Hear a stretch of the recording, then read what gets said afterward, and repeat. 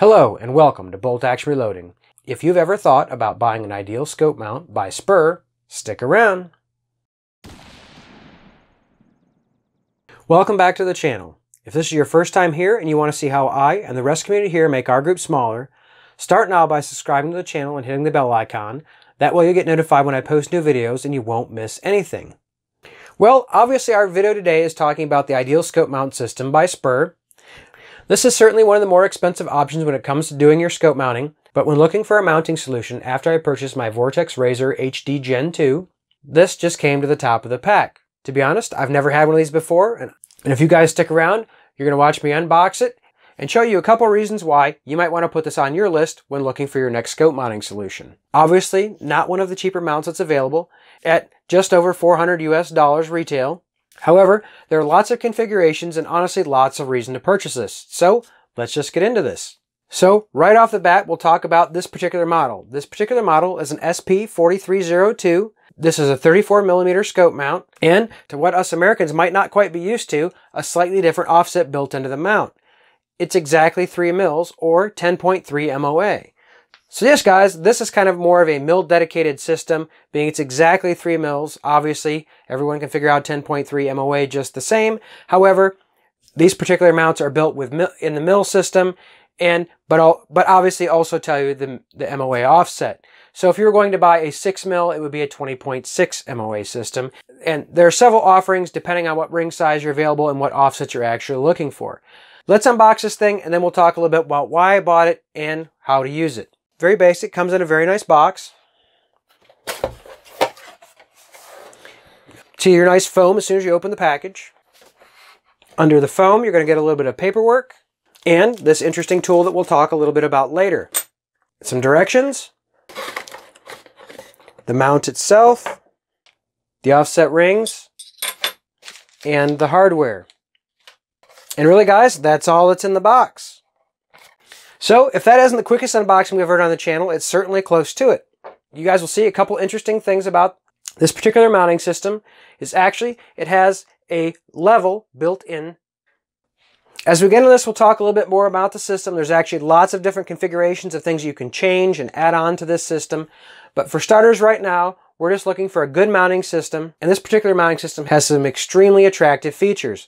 So let's get into this. One of the first things you'll notice when you talk about actually mounting, now this is for a Picatinny rail mount, you'll notice that the actual screws to actually torque down the mounting system are labeled in numbers to exactly what order you should torque these screws down. So if you forget about this, if you're going to move it from one rifle to another, you can easily remember 1, 2, 3, 4. No problem. One of the other very interesting features is this particular mount has a level built into the scope mount. If you're one of those guys that has the level mounted onto their scope and you're irritated about all the space that it's taking up, this can integrate it right into your mounting setup for you. One of the other things that you'll notice that's different is these side mounts. You might not be a big fan of this initially, but I think once you look at it, you'll find out exactly why they did this. If you've ever been looking down your rail and saw that it was a little bit difficult when you're behind the rifle to actually see what your windage is dialed because your scope rings are in the way, this is just the solution for you. Let's pull out the scope that we're actually going to mount in this system, and then we'll move forward. So we'll give you guys a little bit of a closer look. This is obviously our Razor HD Gen 2 in our Spur mount. One of the first things you notice is that this particular mount doesn't take up a whole lot of extra space. It's going to leave you a little bit of room around your scope mount to mount some other accessories onto the actual scope if you wanted to. However, with the built-in level, I don't even know that there's anything I'm going to add to this scope. It's going to be a very compact system, and again, like I mentioned earlier, one of my primary reasons for selecting this is ease of being able to move it from one rifle to the other without actually having to re-level the scope. We'll get into that in just a minute. So as you can see, not a whole lot of room left over. It's going to be a nice snug fit, but still give us plenty of room on the sides. So let's give you a little bit of a side angle. Turning this to the side, hopefully you'll immediately notice how little a space it actually takes up on the sides. You'll notice that your magnification ring sticks out much further than the actual mount itself. So even adding the other side of the rings to it, you'll notice that you have clear view of everything you want to see with the scope because the mount on the sides is so narrow. And being a one-piece mount, like I mentioned, once it's been leveled to the Picatinny rail, hopefully it will be level on every Picatinny rail that I hope to set it on. I would certainly encourage you guys to, re-level it for yourselves, make sure you're happy with your scope mounting system.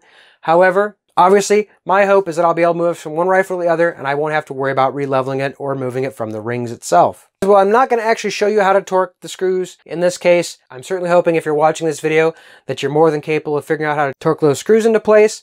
Get yourself a fat wrench, find your proper torque setting. In this particular situation, I believe Vortex asks that you don't go any further than 18 inch-pounds.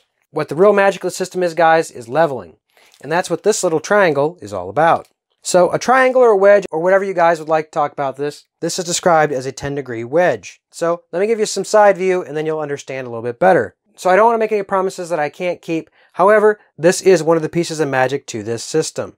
You take this, what they call their 10-degree wedge, and you actually, if you move the scope out, will notice that there's a slot in the bottom of the scope mount.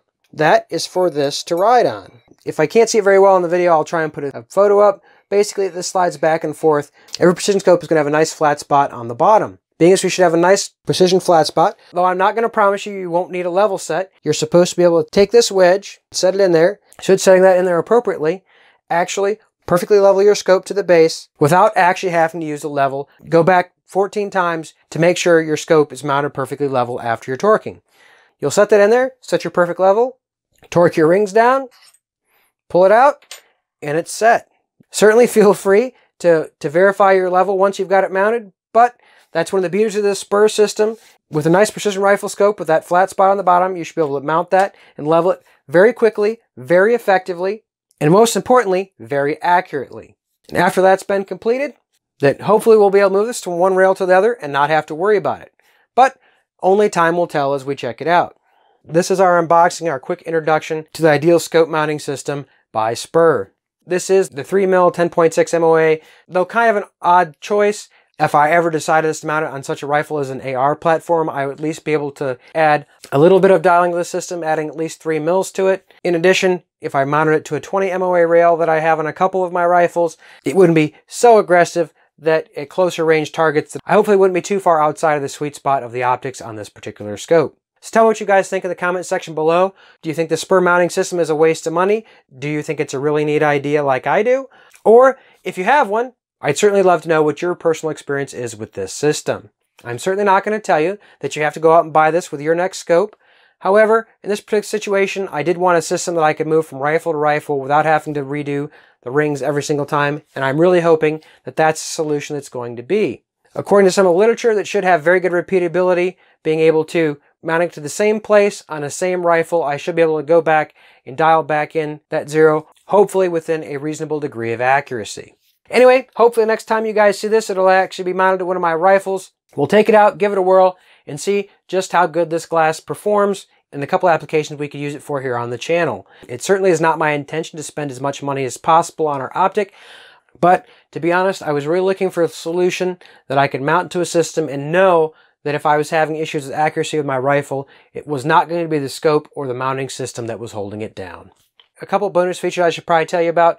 Guys, these rings do have these alternate screws on here, so if you wanted to mount additional accessories onto this, it is possible. It is not my intention at this time.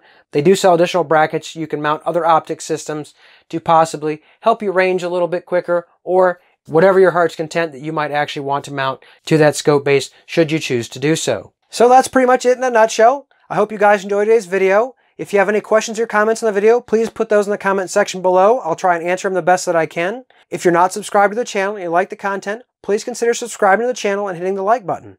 And like always, until next week, stay safe in small groups.